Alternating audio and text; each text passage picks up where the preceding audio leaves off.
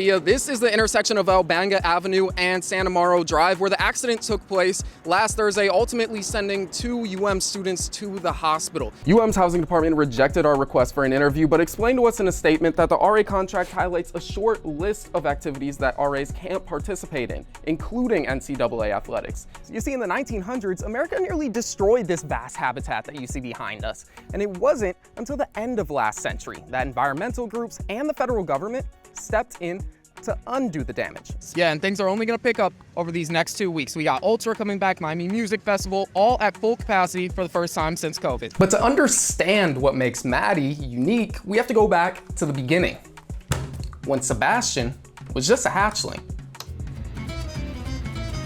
Well, I actually didn't even get to speak with Mayor Cava, and that's because when she tried sneaking across the stage to speak with media, she stopped and took a photo with every single person who asked.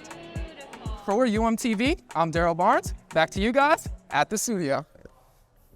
Yeah, let's go! Turn me up! They're not ready! Sports Fest is the University of Miami's annual sports competition between its dorms. And for students like Mojanai Dennis, it's all about bringing home the bragging rights. Listen, you'll be on top. Don't sleep on us no more. We got something to say. It started 37 years ago when Hecht and Stanford challenged each other to a set of games. A face-off between the former freshman dorms that would turn into a beloved tradition. This year, I didn't really see anyone getting overly emotional, but last Sports Fest, people were crying, people were cheering, all that stuff. The winning dorm would get to display the Sports Fest trophy until the next year's competition. But this year, things were different. Hecht Residential College has the most Sports Fest wins of all time.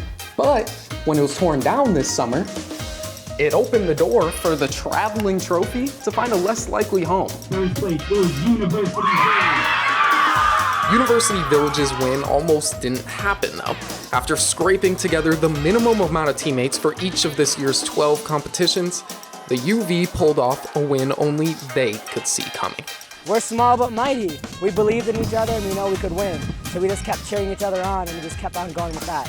Sports Fest may be a battle between dorms, but it's also a competition that transforms each residence into a community. For UMTV, I'm Derryl Barnes.